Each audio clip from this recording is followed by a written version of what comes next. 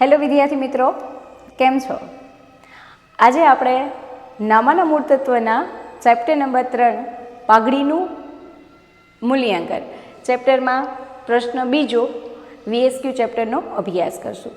MCQ જે છે એ આપણે આગલા લેક્ચરમાં શીખી ગયા છીએ. આજે આપણે VSQ શીખવાના છે.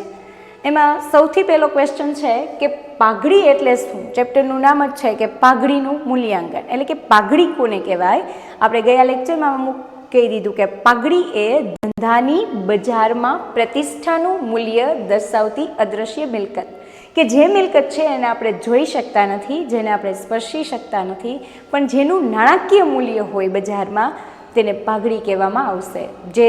જેના ગ્રાહક વર્ગ સ્થિર હોય, જ્યાં નફો કમાવાની ક્ષમતા વધારે હોય, જ્યાં લોકો વધારે ગ્રાહક એનાથી પરિચિત થાય, વધારે એ લોકોનું વેચાણ થશે, તો આ જે પરિસ્થિતિમાંથી પસાર થતા હોય ત્યાં પાઘડી કેવી હશે? હંમેશા વધારે હશે. અને પાઘડી વધારે હોય એટલે નફો તો વધારે જ કમાતા હોય, રાઈટ. તો ધંધાની બજારમાં પ્રતિષ્ઠાનું મૂલ્ય દર્શાવતી અદ્રશ્ય મિલકત એટલે કે પાઘડી. એના પછી એવું છે કે પાઘડીનું પુનઃમૂલ્યાંકન એટલે શું? તમને પ્રશ્ન ઉપરથી જ ક્લિયર થઈ જાય કે પુનઃ મૂલ્યાંકન, પુનઃ એટલે ફરીથી મૂલ્યાંકન કરવું, ફરીથી તેની આંકણી કરવામાં આવે, નવી કિંમત નક્કી કરવામાં આવે, એને પુનઃ મૂલ્યાંકન કહેવાય. તો હવે આપણે એને જોઈએ કે ભાગીદારી પેઢીના પુનર્ગઠન સમયે પાઘડીની નવી કિંમતે મૂલ્ય આપવામાં આવે છે તો તેને પાઘડીનું પુનઃ મૂલ્યાંકન કહે છે.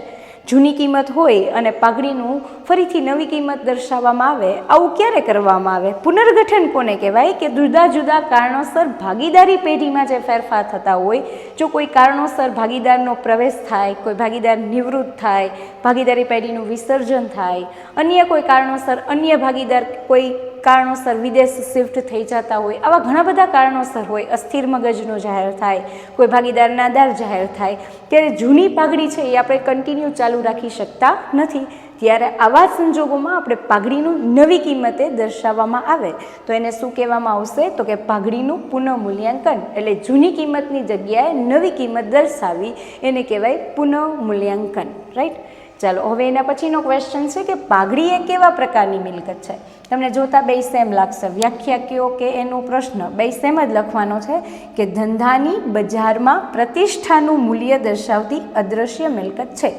ધંધો છે જ્યાં પ્રતિષ્ઠા વધુ છે, જ્યાં નફો કમાવાની ક્ષમતા વધારે છે, એવી પેઢી જ પાઘડી ધરાવે છે. જ્યાં નફો ઓછો હશે, વેચાણ ઓછું થતું હશે, ત્યાં પાઘડી કેવી હશે? ઓછી હશે. જ્યાં ગ્રાહકો ઓછા પરિચિત હશે, ગ્રાહકોને ખબર નહીં હોય, નવી જ્યારે પ્રોડક્ટ લોન્ચ થાય તો માણસોને ખ્યાલ નથી હોતો કે આ પ્રોડક્ટ નવી આવી છે. જેમ જેમ એ પ્રોડક્ટને વેચાણ વધતું જાય, જેમ જેમ ગ્રાહકો એનાથી પરિચિત થતા જાય, એની બજારમાં પ્રતિષ્ઠા વધતી જાય, એમ એની પાઘડીની કિંમત કેવી થતી જશે? વધતી જશે, બરાબર. તો બજારમાં એની પ્રતિષ્ઠા કેવી છે એના ઉપર પણ એની ક્ષમતા રહેલી છે પાઘડીની. ત્યારબાદ પાઘડી પાકા સરવૈયામાં કયા મથાળા હેઠળ દર્શાવાય છે? પાકા સરવૈયાની બે બાજુ હોય છે, જે તમે ધોરણ 11માં અભ્યાસ કર્યો છે. એક તો મૂડી દેવા બાજુ આવે અને એક મિલકત લેણા બાજુ આવે. તો ખાસ ધ્યાન રાખવાનું કે દેવા જે હશે એ બધા ક્યાં લખવાના થાય? મૂડી દેવા સાઈડ. અને મિલકત છે, જમીન, મકાન, યંત્ર, એ ક્યાં લખવાના થશે? તો કે મિલકત લેણા સાઈડ. એટલે આ પાઘડી છે એ બિનચાલુ મિલકત. મિલકતના પણ પાછા બે પ્રકાર હોય, ચાલુ મિલકત અને બિનચાલુ મિલકત.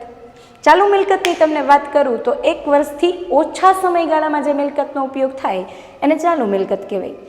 જ્યારે 1 વર્ષથી વધારે સમય માટે ઉપયોગ થતો હોય એને બિનચાલુ મિલકત કહેવાય. તો પાઘડી છે એને બિનચાલુ મિલકતમાં કાયમી મિલકતના અદ્રશ્ય મિલકતના મથાળા હેઠળ દર્શાવવામાં આવશે. આનું આપણે વધારે અભ્યાસ કંપનીના વાર્ષિક હિસાબમાં થઈ શકે, એમએસ ભાગીદારી પેઢીના વાર્ષિક હિસાબમાં પણ આ વસ્તુ આવી શકે છે, રાઈટ. ચાલો હવે મૂડીકૃત નફો એટલે શું? આ મૂડીકૃત નફો આપણે દાખલામાં શોધતા શીખી ગયા છીએ કે મૂડીકૃત નફો એટલે અપેક્ષિત વળતરના દરને આધારે સરેરાશ નફાની મૂડીકૃત કિંમત. આપણે સૂત્ર જોયું હતું કે સરેરાશ નફો છેદમાં અપેક્ષિત વળતરનો દર, અપેક્ષિત વળતરનો દર. એટલે અહીંયાથી જો પ્રશ્નમાંથી તમને સૂત્ર યાદ હોય ને તો પણ થઈ જશે કે અપેક્ષિત વળતરના દરને આધારે સરેરાશ નફાની મૂડીકૃત કિંમત એટલે મૂડીકૃત નફો. સૂત્ર પણ તમે એમાં લખી શકો છો. સરેરાશ નફો એટલે સાદો અથવા તો ભારિત, એ બંનેનો ભાગાકાર કરો અને ખાસ જો હું અહીંયા ગુણ્યા 100 મૂકી શકું અથવા તો સૂત્રમાં જો અહીંયા 100 ન મૂકું તો અહીંયા મારે ટકાવારીની સાઇન. સૂત્ર પણ ઘણીવાર પૂછાતું હોય છે MCQ અને VSQમાં, તો સાથે સાથે આપણે એ પણ યાદ રાખી લેશું. ત્યારબાદ અધિક નફો. નામ ઉપરથી જ ખબર પડી જાય કે અધિક નફો એટલે નફો કમાવાની જે ક્ષમતા છે એના કરતાં પણ પેઢી વધુ નફો કમાય તો એને અધિક નફો કહેવાશે. જો લખ્યું છે કે જ્યારે ધંધો અપેક્ષિત નફા કરતાં પણ વધુ નફો કમાતો હોય તો જેટલો નફો વધુ કમાણા છે એને અધિક નફો કહેવાય. એટલે કે આપણી જે સરેરાશ નફો છે અને આપણે જે અપેક્ષિત નફો છે એ બંનેની બાદબાકી કરો એટલે અધિક નફો મળે. આપણી ધારણા હતી કે આપણને 50 લાખનો નફો થશે, બરાબર, અને આપણને 60 લાખનો નફો થયો તો એનો મિનિંગ એમ થયો કે 10 લાખ છે એ અધિક નફો ગણાશે. બંનેની શું કરી નાખવાની થશે તો કે બાદબાકી. અહીંયા તમને સૂત્ર તમારે લખવું હોય તો લખી શકો છો કે અધિક નફો બરાબર સરેરાશ નફો માઇનસ અપેક્ષિત નફો. બંનેની શું કરી દેવાની બાદબાકી. ઘણી વખત સૂત્ર પણ પૂછાઈ શકે છે એટલે આપણે સૂત્ર પણ યાદ રાખતા જશું. હવે કહે છે કે સરેરાશ નફો એટલે શું તો કે પાછલા અમુક વર્ષોના નફાની સરેરાશ કરવાની પદ્ધતિને સરેરાશ નફો કહે છે. પાછલા વર્ષનો આપણે જે નફો છે એની આપણે શું કરીએ છીએ સરવાળો કરીએ છીએ એને તેને વર્ષોની સંખ્યા સાથે ભાગાકાર કરતાં આપણને જે નફો મળે છે એને સરેરાશ નફો કહેવાય. એટલે સરેરાશ નફોનો મિનિંગ થાય કુલ નફો છેદમાં વર્ષોની સંખ્યા. અને ઘણીવાર વિદ્યાર્થીઓ એવું પણ લખી શકે છે કે કુલ નફાને વર્ષોની સંખ્યા સાથે ભાગતા જે રકમ મળે છે એને પણ સરેરાશ નફો કહે છે. તો સૂત્ર તમારે દર્શાવવું હોય તો સરેરાશ નફો બરાબર કુલ નફો છેદમાં વર્ષોની સંખ્યા. જ્યારે વ્યાખ્યા કે ત્યારે વ્યાખ્યા જ દર્શાવી અને સૂત્ર કે ત્યારે સૂત્ર જ દર્શાવવું. પણ જો વ્યાખ્યા કે અને સૂત્ર વધારાનું લખો છો તો એનો માર્ક ન કટ થાય, પણ જ્યારે તમને પૂછ્યું છે એટલે શું એટલે ફરજિયાત તમારે વ્યાખ્યા જ દર્શાવી. જો તમે ત્યાં સૂત્ર લખશો તો માર્ક કટ થઈ જશે. અને ખાસ આ ચેપ્ટરના MCQ અને VSQ ઉપર ખાસ ધ્યાન રાખવું કારણ કે એ પૂછાય જ છે, એટલે ખાસ પાકા કરી લેજો જે કરીને તમને બોર્ડની એક્ઝામમાં કામ આવશે.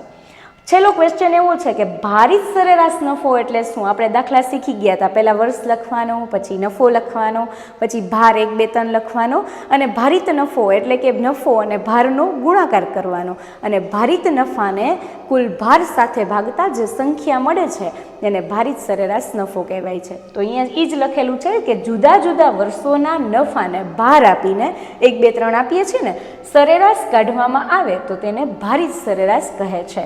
સૂત્ર તમારે યાદ રાખવું હોય તો તમને ખ્યાલ જ છે, ભારિત સરેરાશ નફો બરાબર કુલ ભારિત નફો છેદમાં કુલ ભાર. તો આ જે છે એ સૂત્ર થઈ ગયું. તો સૂત્ર પણ તમે યાદ રાખશો અને વ્યાખ્યા પણ તમે યાદ રાખશો, બરાબર. તો આ પણ ઇમ્પોર્ટન્ટ MCQ અને VSQ છે. તો ખાસ ટેક્સ્ટબુકને લગતા MCQ અને VSQ બોર્ડમાં વધારે પૂછાવાની શક્યતા રહે છે, એટલે વધુ તમે આને રિફર કરશો અને વધારે વિદ્યાર્થી મિત્રોને શેર કરજો કે જેથી કરીને વધારે વિદ્યાર્થી મિત્રો આનો લાભ લઈ શકે. તમે પણ જો અમારી ચેનલમાં નવા હોય તો તમે જૂના વિડીયોને પણ જોઈ લો અને આ વિડીયોને પણ તમે લાઈક કરી અને બીજા વિદ્યાર્થીઓને પણ શેર કરો. Thank you.